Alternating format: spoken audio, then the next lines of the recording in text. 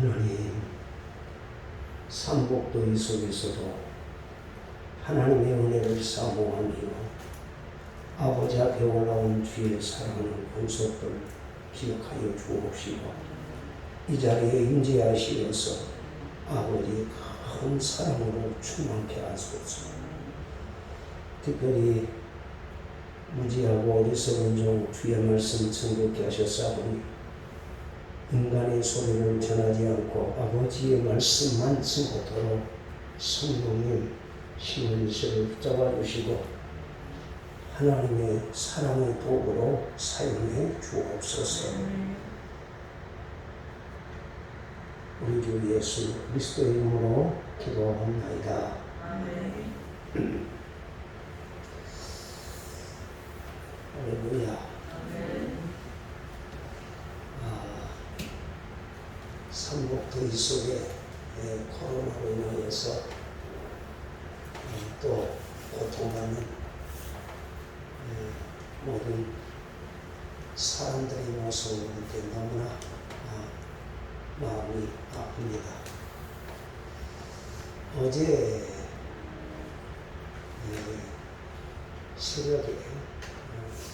새벽기도 마치고 집에 가서 이게 9시 50분경에 우리 교회에서 선교하고 있는 외향성교회 임성원 목사님 아들이 미국 샌프란시스코 버클리 대학에서 지금 3학년 재학 중에 있었습니다. 근데 원치 않는 질병으로 잠깐 방학을 맞이해서 집으로 돌아왔었는데 그만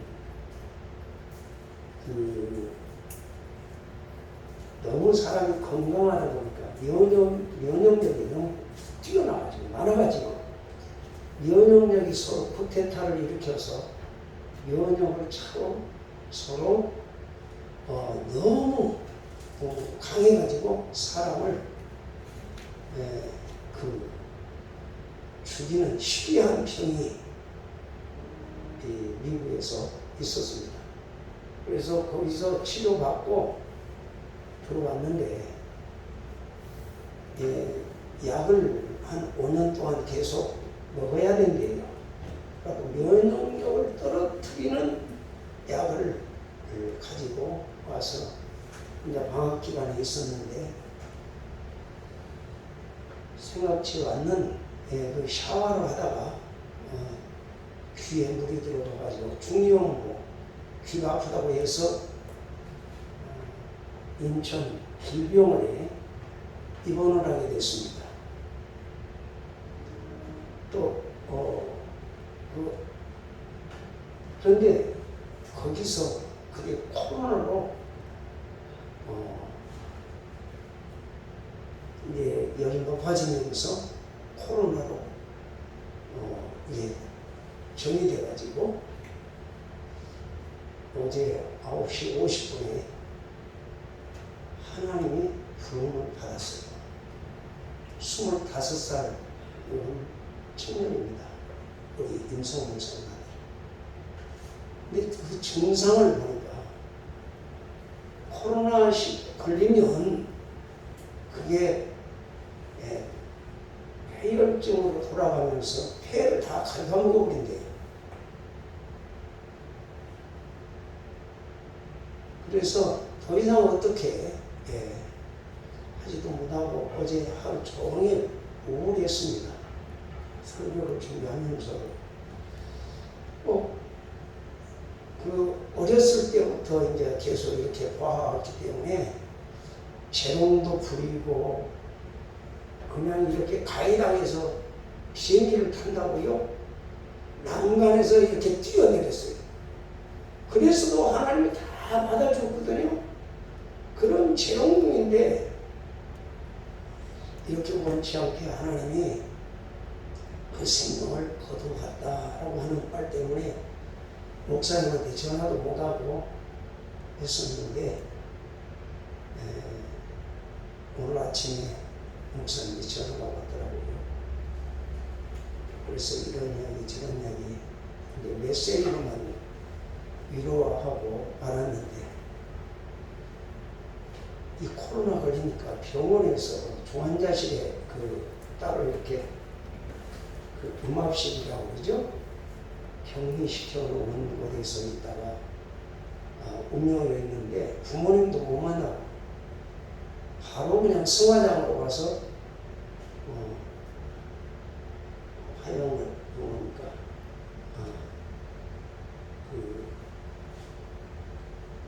요걸만 부모님에게 이렇게 전해드렸다라고 하는 말을 듣고 너무 마음이 아프고, 위로할 말이 없더라고요, 목사님한테. 여러분, 코로나 웃을 것이 아니에요.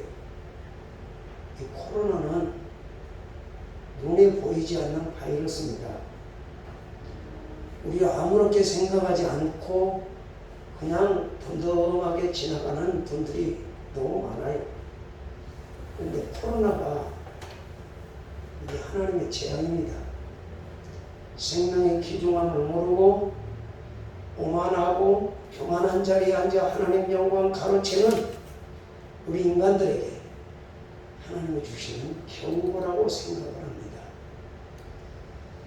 이런 사람들이 삶의 그 가치관을 잃어버리고 살아가는 이때에 오늘 하나님 앞에서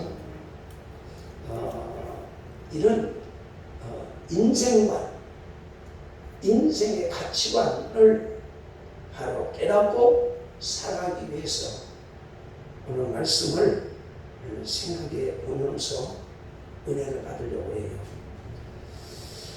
인생을 바라보는 눈이 인생관이고, 세계를 바라보는 눈이 세계관이고, 역사를 바라보는 눈이 역사관입니다. 그리고 가치를 바라보는 눈이 가치관이다 라고 말합니다.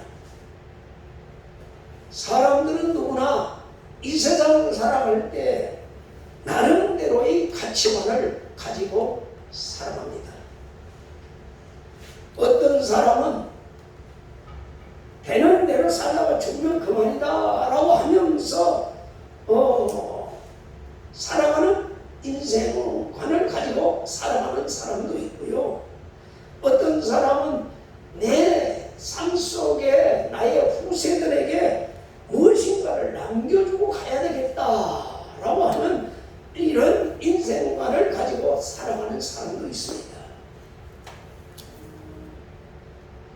그런데 이 인생관이 환경에 따라서 자꾸 변질되는 건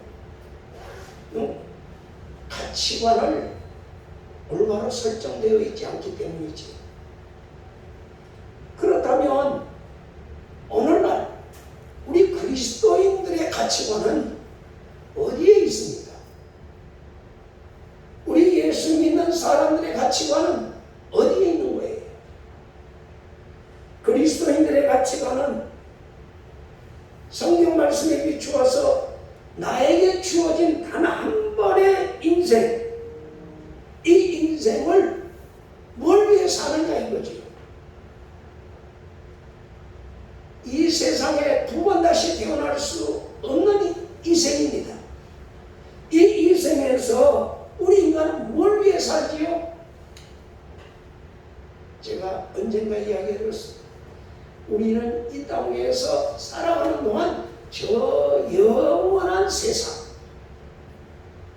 세 번째 세상을 준비하면서 그 나에게 주어진 이 짧은 7, 80년 이 생명의 조로의 찬스를 놓치지 않고 하나님 앞에 인정받고 사랑받고 축복받는 인생관을 가지고 살아가는 것이 우리 그리스도입니다. 그래서 우리 그리스도인들은 죽음을 두려워하지 않습니다. 죽음을 오히려 영광의 관문으로 생각을 하면서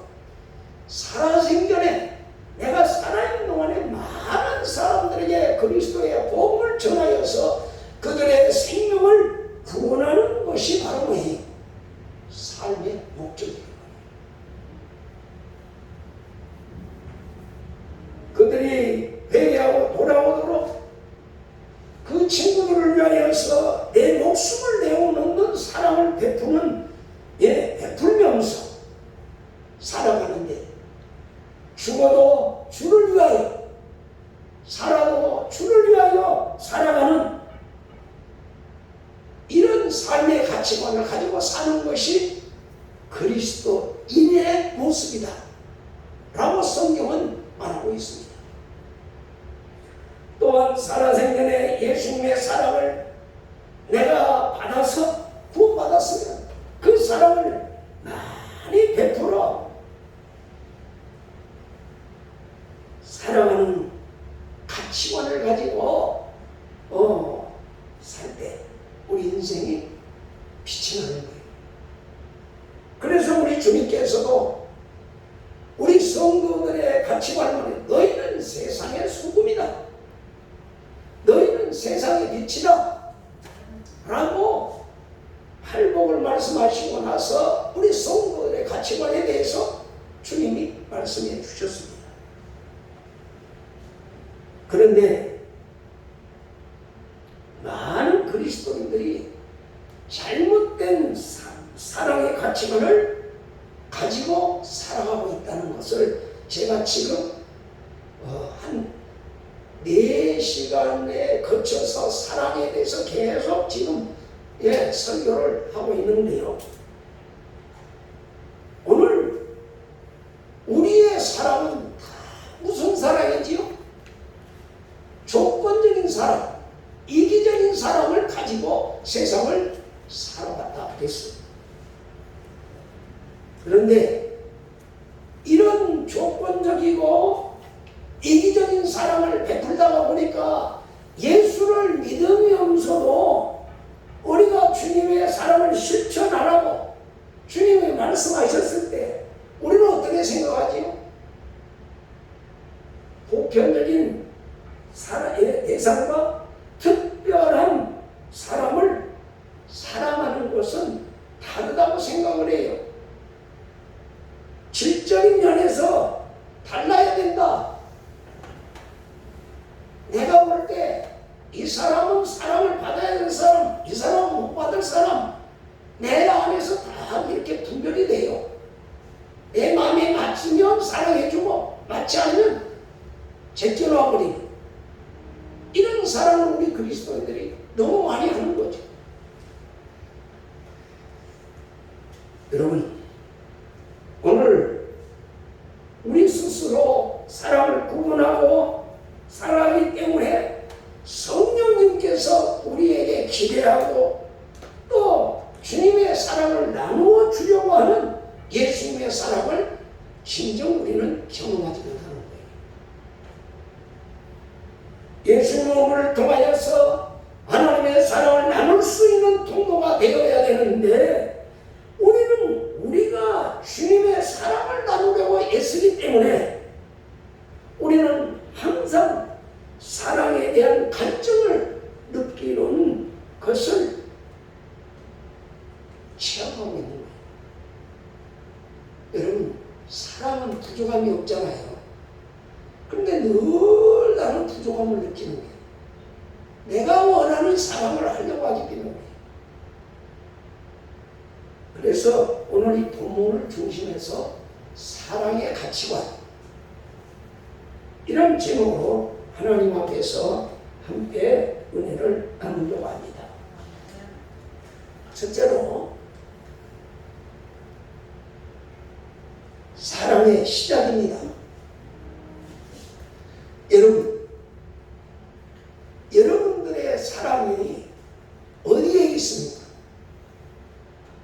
오늘 여러분에게 한번 제가 이런 질문을 하면 여러분 사랑이 어디가 있다고 생각하세요?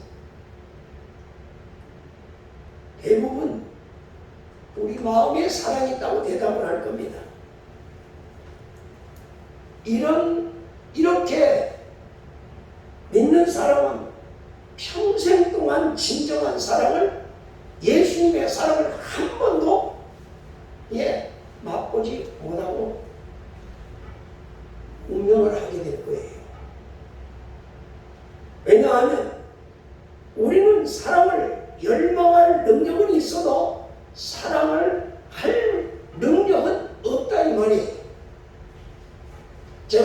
지난번에도 말씀드렸습니다만 우리는 사랑의 발광체가 아니에요.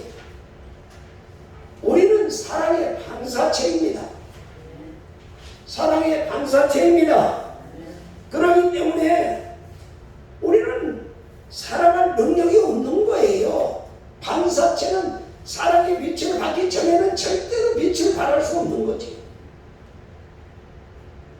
그래서 우리 인간은 하나님을 떠난 이후로 죄의 지배를 받았기 때문에 하나님의 말씀하시는 그 사랑을 할 수 없는 거예요.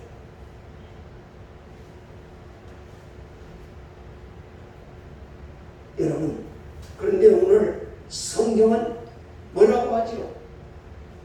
우리는 사랑은 내게서 나와서 내가 하려고 하는데 성경은 뭐라고 하지요? 우리 다 같이 19절 읽어보겠습니다.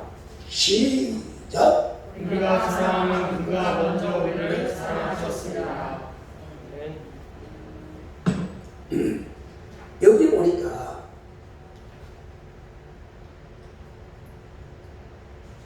우리가 사랑하면 그가 먼저 우리를 사랑하셨다라고 말씀하고 있습니다. 우리의 사랑함은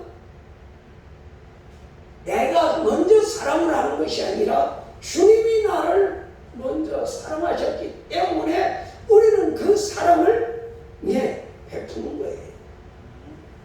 그래서 사랑의 시작은 내가 아니라 하나님으로부터 시작한다. 이렇게 사도 요한은 우리에게 말씀하고 있습니다. 여러분, 이것이 바로 그리스도인들의 사랑의 비밀이에요. 로마서 5장 8절에 보면은 하나님이 우리가 죄인 되었을 때 우리를 사랑하셔서 십자가의 죽으심을 통해서 우리에게 새로운 인생을 살아갈 수 있도록 기회를 주셨어요. 다시 말하면 사랑을 열망하나 사랑할 능력을 잃어버린 우리에게 예수 그리스도를 통하여서 사랑할 수 있는 능력을 주셨다. 그 말씀입니다. 여러분, 그리스도는 하나님의 사랑의 절정이에요. 그래서 우리는 그 사랑을 사랑하는 동안 증거해야 할 이유가 있습니다. 왜? 그리스도 안에 있는 사람들을 뭐라고 하죠? 그리스도인들이라고 합니다. 인이라고 하는 말은 무엇 안에, 그리스도 안에 있는 자들은 그리스도의 사랑을 나눠야 할 사명이 있는 거예요. 그래서 그리스도인들은 스스로가 얼마나 감당하기 어려운 사랑을 받았는가를 잘 아는 사람입니다. 나 같은 사람이 하나님의 사랑을 받을 만한 자격이 있는가? 없다는 거예요. 자격은 없는 거예요. 이걸 내가 알아야 돼요. 이걸 모르면 그리스도인이 아니에요.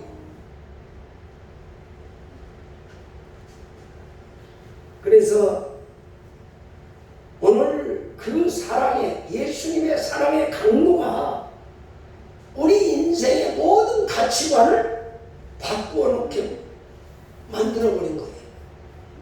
주님의 사랑이 너무 크고 너무 위대하고 너무 고귀하고 숭고하기 때문에 인생관을 바꾸는 거예요. 사도 바울이 이런 비밀을 깨달았기 때문에 뭐라고 해요? 내가 예수 그리스도를 아는 것이 가장 고상한 지식이다 라고 하면서 그 예수님의 지식 때문에 결국에 어떻게 했어요? 내가 세상의 모든 것을, 가진 모든 것을 다 배설물로 버렸다. 이렇게 고백을 하고 있는 것을 볼 수 있습니다.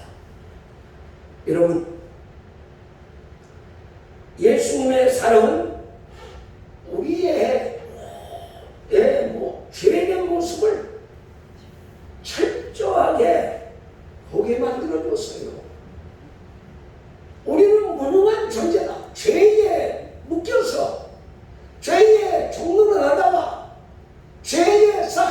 죽어야 할 인간이라고 하는 것을 성경을 통해서 확실하게 깨닫게 하십니다.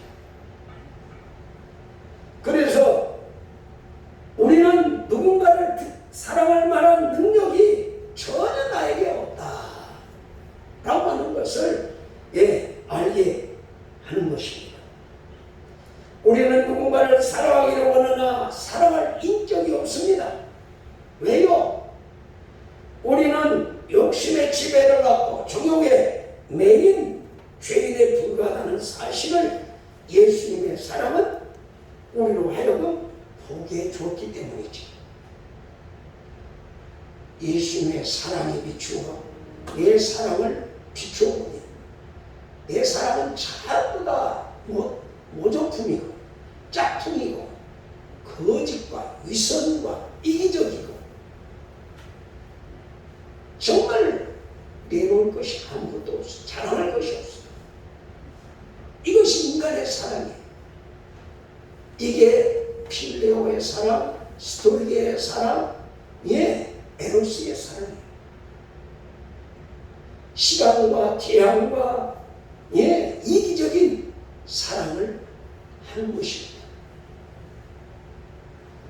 그래서 우리는 예수님의 사랑을 보고 어떻게 하지요? 내 사랑을 포기하게 만드는 거예요. 나의 사랑이 잘못되었다는 것을 깨닫게 만들고 그걸 십자가 밑에 내놓으라고 말씀하는 거예요. 그래서 이제 우리 방식의 사랑은 어떻게 해야 된다고요? 여러분, 십자가에 죽어야 하는 아픔을 내가 가져야 된다고 성경은 말씀하고 있습니다. 사도 바울은 이 비밀을 깨달았기 때문에 갈라디아서 2장 20절에서 뭐라고 말합니까? 내가 그리스도와 함께 십자가에 못 박혔다. 못 박혔다. 이제는 내가 사는 것이 아니요 오직 내 안에 그리스도께서 사신 것이다 라고 고백을 하고 있습니다. 내가 이제 사는 것은 나를 위하여 죽으신 예수님을 믿는 믿음으로 사는 것이다. 이렇게 고백을 했습니다. 사랑하는 여러분, 여기서 우리가 기억해야 할 것은 사랑은 인간의 마음으로부터 시작되는 것이 아니라 바로 하나님으로부터 시작된다는 것을 깨달아야 되겠습니다. 그런데 우리는 내가 하는 사랑이 최고예요. 내가 자식들에게 하는 사랑, 내가 남편에게 하는 사랑, 내가 친구들에게 하는 사랑, 내가 하는 것이 최고예요. 이걸 주님이 오늘 십자가에 내려놓으라는 거예요.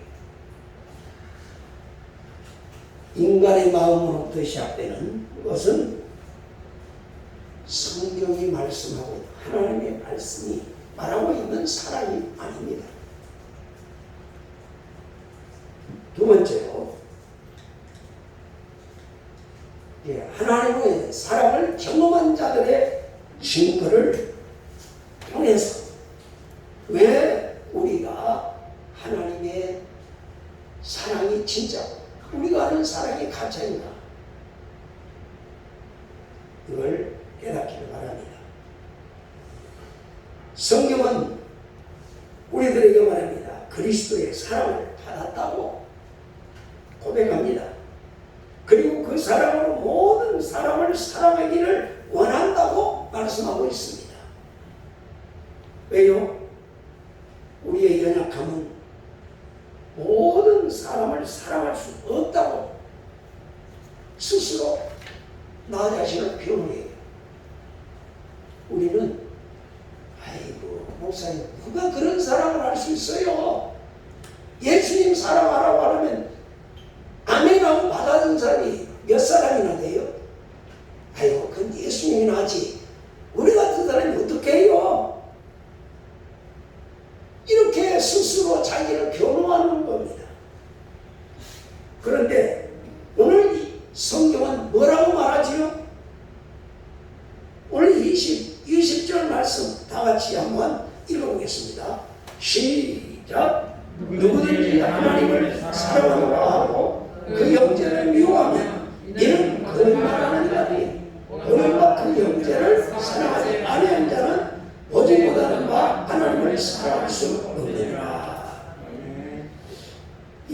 말씀을 보면 성경은 우리보다 더 훨씬 더 논리적인 말씀이에요. 보이는 형제를 사랑하지 못하는 자가 보이지 않는 하나님을 사랑할 수 없다. 이렇게 말씀합니다. 그러나 우리는 뭐라고 하죠?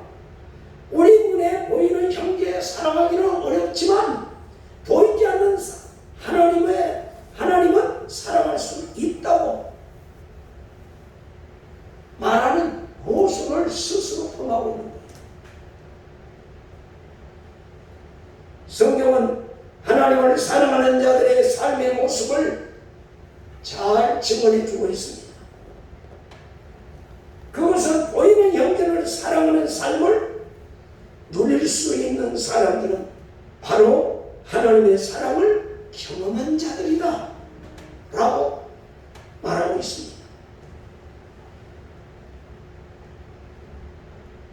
진정 하나님의 사랑을 경험했다면, 그리고 그 사랑을 고백할 지식이 있다면 우리 스스로 사랑할 수 있다고 변호할 수 없는 것이 바로 우리의 모습이에요.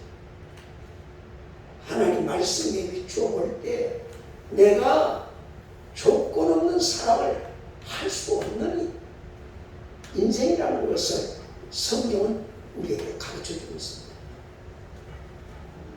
오히려 가슴을 쪼개는 이 가슴이 찢어지는 회개와 안타까움이 우리의 영혼을 맑게 해주시고 정결케 하시기 위해서 더욱더 주님 품으로 가까이 가게 만들 뿐입니다.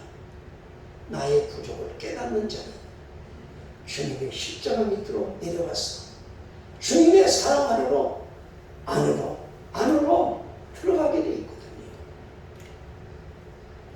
우리가 그리스도 밖에서 사랑이라고 믿었던 것들은 사랑으로 포장된 또 하나의 이기적인 욕심이었을 뿐입니다. 그래서 우리는 주님의 사랑을 우리의 힘으로 할 수 없다고 말하는 것입니다. 우리가 하는 사랑의 방법으로 형제를 사랑하라고 성경은 말합니다. 예수님이 나에게 사랑해 주는 너희는 내 형제를 사랑하라. 요한복음 13장에서도 내가 너희를 새 계명을 너희에게 주노니 서로 사랑하라. 어떻게? 내가 너를 사랑한 것 같이 너희도 서로 사랑하라고 주님 분명하게 말씀해 주셨습니다. 오늘 주님이 사랑한 것 같이 우리는 서로 사랑하는 것이 참된 사랑이라는 거예요. 이 사랑을 우리가 어떻게 적용할 수 있습니까? 오늘 이 사랑을 내가 주님으로부터 사랑을 받았으면 내 사랑하는 아내에게, 내 사랑하는 남편에게, 내 사랑하는 자녀에게, 그리고 우리 성도들과 형제 자매들에게 바로 똑같은 사랑을 시작하라는 거예요. 이것이 바로 성경에서 말씀하고 있는 사랑입니다. 네가 주님의 사랑을 받았으면 너도 와서 그 사랑을 실천하라는 거예요. 그런데 오늘날 사람들의 사랑은 어떻습니까? 나와 관계없으면 전혀 사랑 안 해. 내 마음에 들지 않으면 사랑 안 해요. 서로 법적으로 부부간에 사랑의 학교로 하나님이 맺어준 부부간에도 기분 따라서 사랑을 하는 일들이 얼마나 많은지 몰라요. 여러분, 성경은 우리들에게 뭐라고 말씀하고 있죠. 세 번째로 오늘 사도 요한의 결론을 한번 사랑의 결론을 보도록 하겠습니다. 우리 다 같이 21절 한번 읽어보겠습니다. 시작. 내가 이 계명을 주께 받았나니 하나님을 사랑하는 자는 또한 그 형제를 사랑할지니라. 아멘. 사도 요한이 말합니다. 우리가 이 계명을 주께 받았다. 하나님을 사랑하는 자는 또한 그 형제를 사랑할지니라. 여기서 하나님을 사랑하는 것과 형제를 사랑하는 것이 분리될 수 없다는 그 말씀입니다. 이 사랑의 메시지는 우리가 이 세상을 어떻게 살아야 하는가에 대한 분명한 대답입니다. 형제를 사랑하지 못하면서 하나님을 사랑한다고 말하는 것은 거짓말일 수밖에 없다는 것이 사도 요한의 신앙이요 가르침입니다.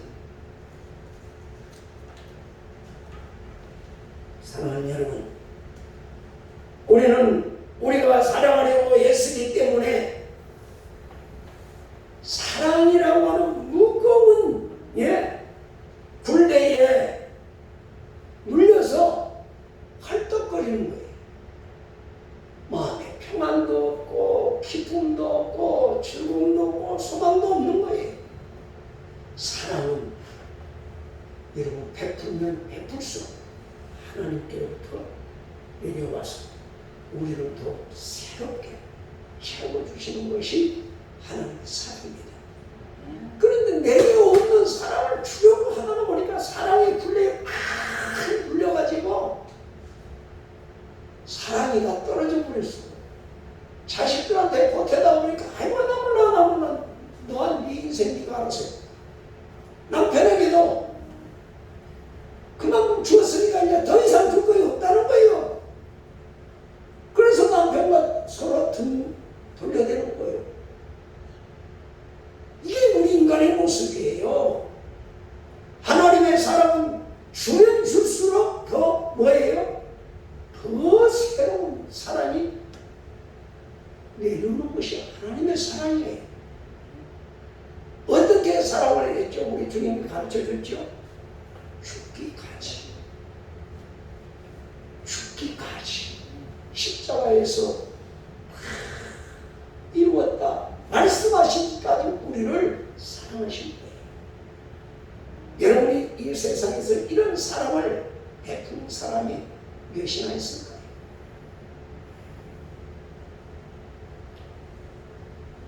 주님이 나를 사랑하셨듯이 그 사랑이 나를 통해서 다른 사람들에게 나타날 수 있도록 우리 겸손한 통로가 되었을 때 우리는 하나님의 사랑을 누리는 경험을 하게 되는 것이니 하나님의 뜻이 나를 통해서 이루어지게 된다는 것을 믿으시기 바랍니다.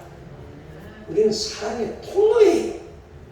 통로라는 말은 뭐예요? 사랑의 반사체다 그 말이에요. 사랑을 받았으면 그냥 돌려주는 것이 오늘 저와 여러분의 삶이에요. 여러분, 우리는 서로에게 주님을 보여주며 신앙의 통로라는 사실을 잊어서는 아니 될 것입니다. 내가 죽는 그 순간에 그 경험이 바로 주님이 일하는 시간입니다.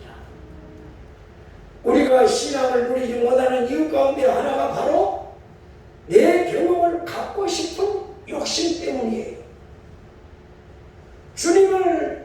주님이 나에게 사랑을 경험시키는 그 순간이 바로 뭐예요? 오늘 신앙의 첫걸음이라는 것을 여러분 깨닫기를 바랍니다. 사랑하는 여러분, 우리는 이제 다시 한번 저와 여러분의 자신을 포기할 줄 아는 이런 겸손한 자리로 내려갈 때 주님이 나를 통해서 주님의 사랑을 나타내신다는 사실을 믿으시기를 예수님 이름으로 축원합니다. 그래요. 옛날에 어르신들이 나 그랬잖아요.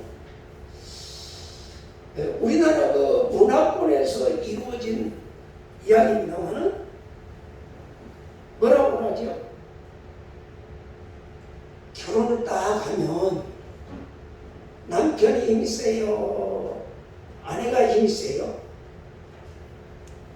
우리나라 그 유교법에 의해서 남존여비 사상에 의해서 여자들은 젊었을 때는 아무 말도 못하고 당했어요. 그죠? 당하고 살았죠? 그리고 또 남자들이 이상하게 아무것도 안 하면서 그냥 아내들은 그냥 자기 몸종처럼 부리려고 했거든요. 그러니까 여자분들이 참을 먹고 참 참으면서 뭐라고 그러죠? 집으로도 친정으로도 못 가요. 왜? 친정으로 가면 부모님 뭐라 그래요? 야, 너 시집가면 그 집 귀신이야. 그 집 귀신이 될 때까지 거기가 살아. 그러다 보니까 집으로 친정으로도 못 가. 억울할 데가 없으니까 어떻게 휴가라고 그 밑에서 살다가 이제 나중에 남자가 조금 힘 빠지면 뭔다? 이제 늙으면 모자는 거지. 내가 원수 다 갚아준다고. 늙으면 모자는 건 남편한테. 그런 마음에서 진정한 사랑이 나오겠어요? 그런 마음 속에 진정한 행복이 있겠어요? 하나님께서 가정을 맺어줄 때는 사랑의 열매를 맺기 위해서 서로 다른 성품들을 만나게 해주셨고 서로 거기서 사랑을 배우도록 주님의 사랑을 실천하여서 열매를 맺도록 가정을 창조해 주셨는데 기분에 따라서 살다 보니까 내 힘은 부족하지요. 능력은 없지요. 그러다 보니까 어떻게 돼요? 서로 다투게 되는 거죠. 다투다가 안 되니까 어떻게 되지요? 등지는 것이고 등져도 안 되니까 헤어지는 거예요. 내 욕심을 이루려고 하기 때문에 오늘 주님의 모습을 보면서 주님의 사랑은 어디서 열매를 맺었지요? 십자가의 죽으심으로 십자가의 죽어짐으로 오늘 저와 여러분이 구원받게 되는 축복을 누리게 된 겁니다.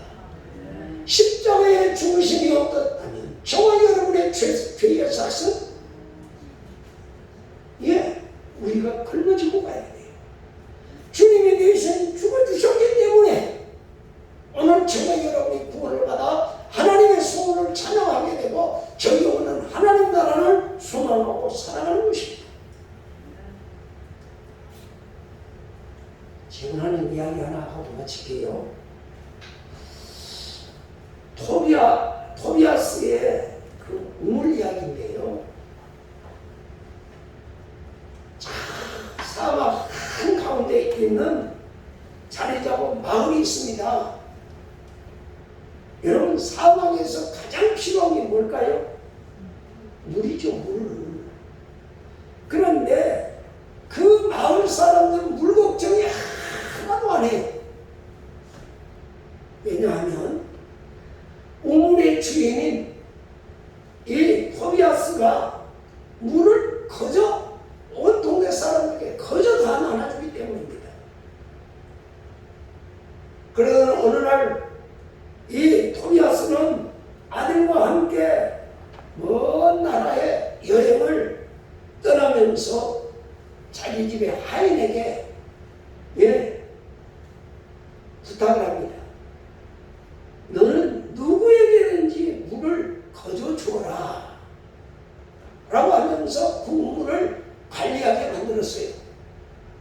그리고 주인은 여행을 떠났습니다.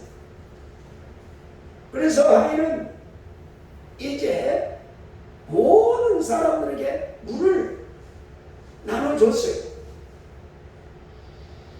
그런데 물을 나눠주다 보니까 말입니다.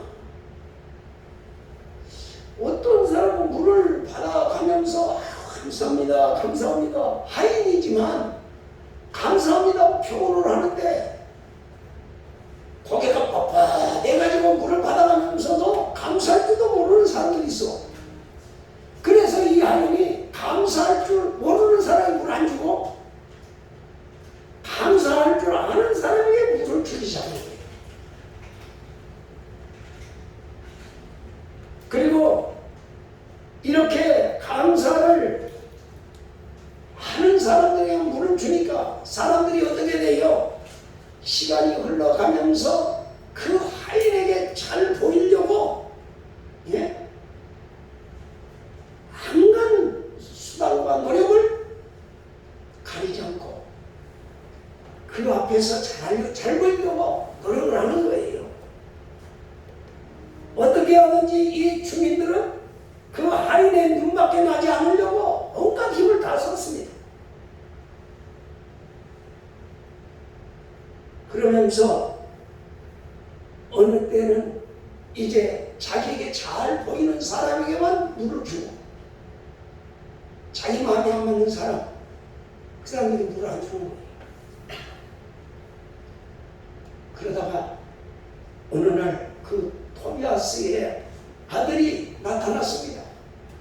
다시 아들이 먼저 왔어요. 그래서 그런 광경을 보고 그는 하인을 꾸짖고 주민들에게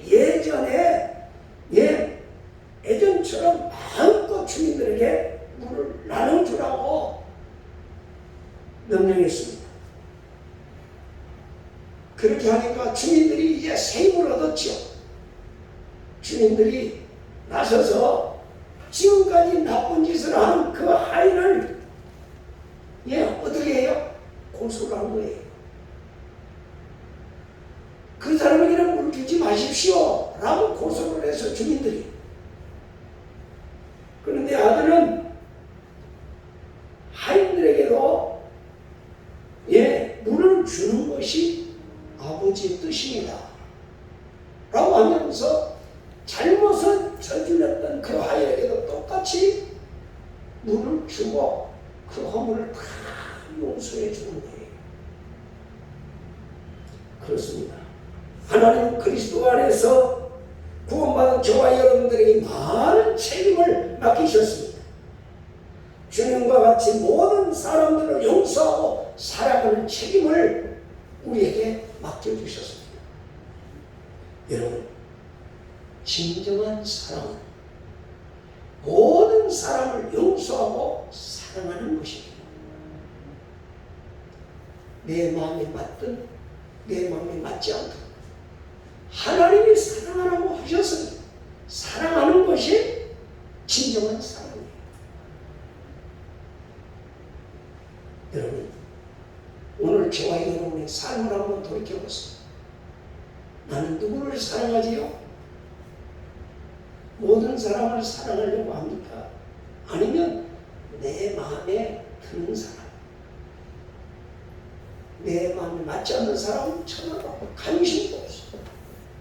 이것이 오늘날 현대인들의 모습입니다. 주님의 마음은 내 이웃을 내 몸과 같이 사랑하라, 내 몸과 같이 사랑하라 라고 말씀하고 있습니다. 이제 자기 마음의 음성을 듣기보다는 내 마음속에 나오는 음성을 듣기보다는 하나님께서 나에게 무엇이라고 말씀하시는지 들을 수 있는 저와 여러분들의 믿음으로 성숙해야 할 줄 있습니다. 하나님의 음성을 듣고 순종하는 우리 나무에 소도도 내어서 빛과 소금의 사명 감당하는 믿음의 사람으로 하나님 앞에서 살아가시기를 예수님 이름으로 축원합니다. 아멘. 기도하시겠습니다. 하나님 사랑합니다.